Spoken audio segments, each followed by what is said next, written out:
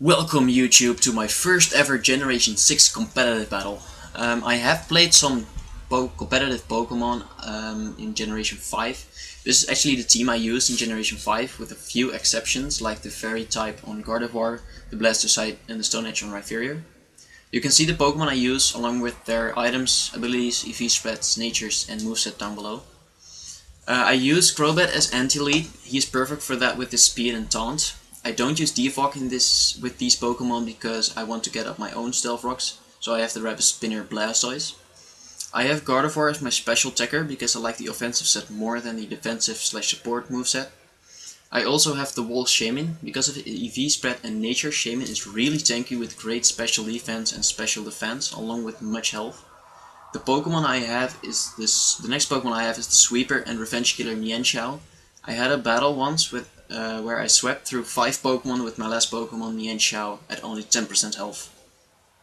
I really like Mienshao because of its speed and power. My last Pokemon is Rhyperior. He is the Stealth Rocker on my team and can deal some good damage as you can see in this battle. So off to his team, he has the Threats Medicham who can sweep. If Choice Bandit, I don't know what the Generation 6 moveset is for Medicham because I don't think he can Mega Evolve. He doesn't have the Mega Stone here in this battle, so I really don't know if you can use it in UU. I know you can't use the Gardevoir right in UU on Pokémon Showdown. But to the next threat of his team is Arcanine, who is really powerful, as you can see here. The Roserade is quite strong defensively and has annoying hazards like Toxic Spikes. Further, Hawlucha can sweep if needed, but I have my Crobat who is faster and can take him out with a Brave Bird because the flying type actually doesn't resist flying. Further, the Special Lantern and Physical Wall Steelix are on this team. So let's hop right into this battle. He starts off with his Hawlucha as I start off with my Crobat. I make a mistake here because I should have gone for the Brave Bird, but as you can see I actually go for the U-turn here.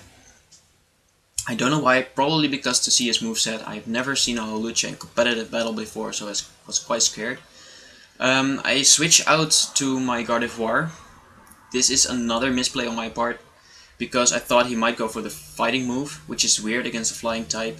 But as I said, it was a misplay. He does quite a lot of damage with his U-turn as he switches out to his Lantern. Here I want to see how much damage a Life Orb Moonblast would do. As you can see a little bit later how much damage it does. It does a little bit less than 50%.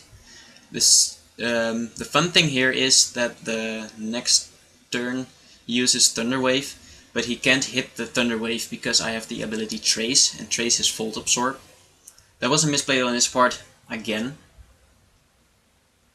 I didn't think about it as well, so I switch out into my Shaman to take the next T-Wave. At least I thought, but because he missed the T-Wave, he actually goes into his Roserade here. This is another fun thing here. I totally forgot that Roserade was part Poison type.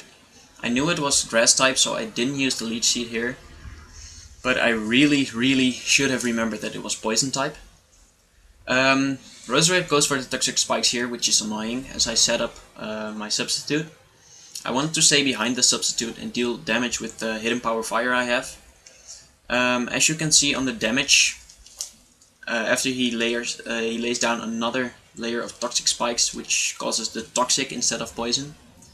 I go for the Hidden Power here, and it is a guaranteed 3-hit KO.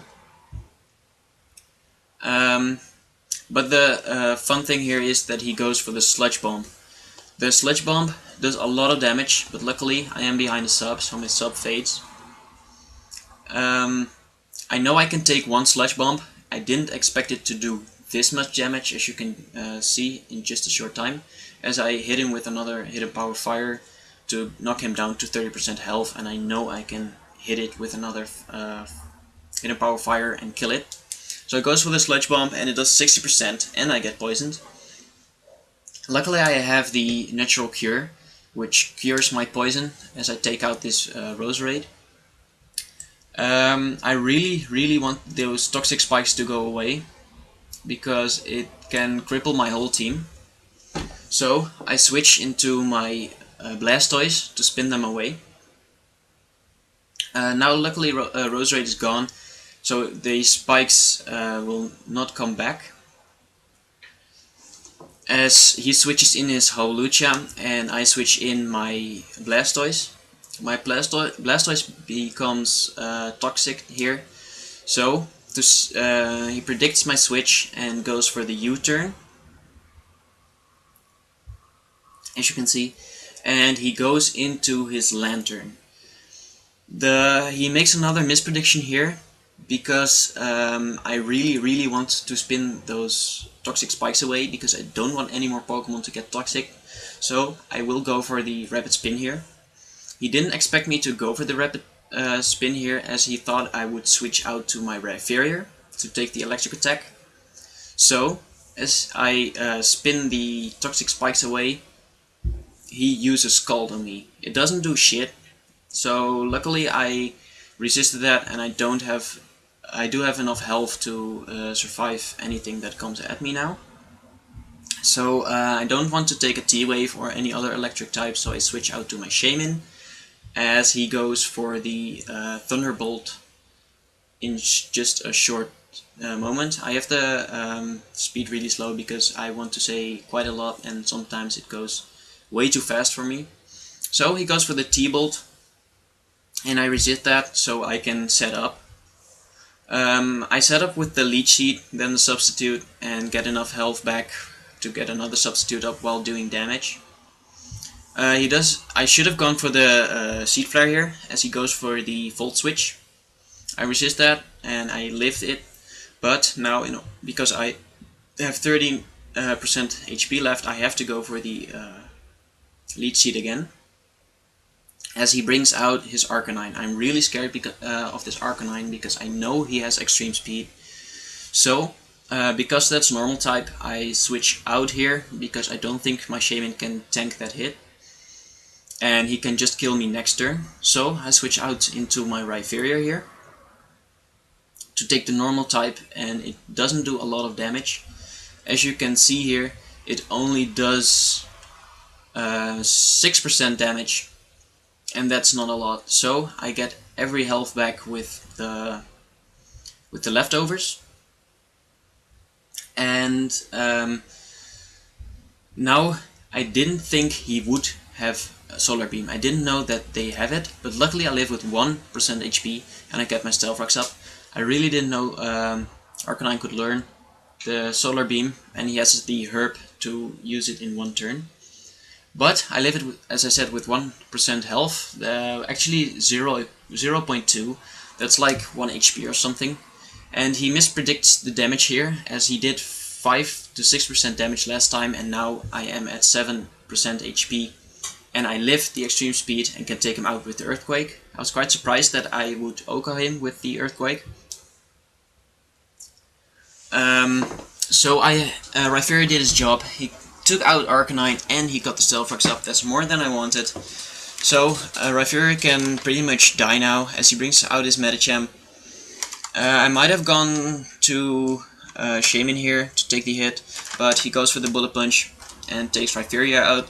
I left him for Death Fodder here because I didn't want anyone else to switch in, though I might have switched in Shaman, but I don't know if he could live another BP. So now I can safely switch in Crobat, as I can kill him with a Brave Bird, but I actually predict him to switch to Steelix to take the Brave Bird. So I go for the U-turn, as he indeed goes for the Steelix. And as you can see, I go for the U-turn here. So here comes the strength of Shaman, as I can switch freely into my Shaman. I know that Steelix can't hurt my Shaman, so I can just Leech Seed him, get behind the sub, and use Seed Flare. I got enough health here to use a substitute, but I didn't want to risk to use the substitute because it might fail. So I went for the Leech Seed first turn, as he goes for his own Stealth Rocks here, which is annoying because I have Acrobat and it does 25% damage and it does quite a lot. So Shaman heals up here because of the leech seed and the leftovers, so I can safely go for a substitute now, as I do. And I didn't know what Steelix wants to do here, as he goes for the Gyro Ball. Gyro Ball doesn't do enough damage to break the sub here, as you can see. So I have another free turn to sit behind the sub, deal damage, and get my health back. I get quite a lot of health back because of the leech seed and the leftovers, and I can now pretty much hit KO him with the seed flare. As you can see, the seed flare does a lot of damage, 58%, and I can just take him out with the next one. As the substitute fades of the next Gyro Ball, I maybe should have gone for the sub again here, because I know he couldn't touch me, but I wanted to kill the Steelix, so I went for the seed flare.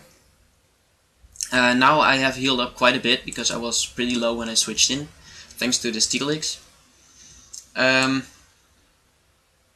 So he brings out his, I think he brings out his Medicham. Yeah, he brings out his Medicham, and I know, at least I thought I could live one high jump kick. But the fun thing here is, which I am pretty lucky with, is that he misses his high jump kick right here, and he loses a lot of health. So I can go for either the seed flare or the leech seed.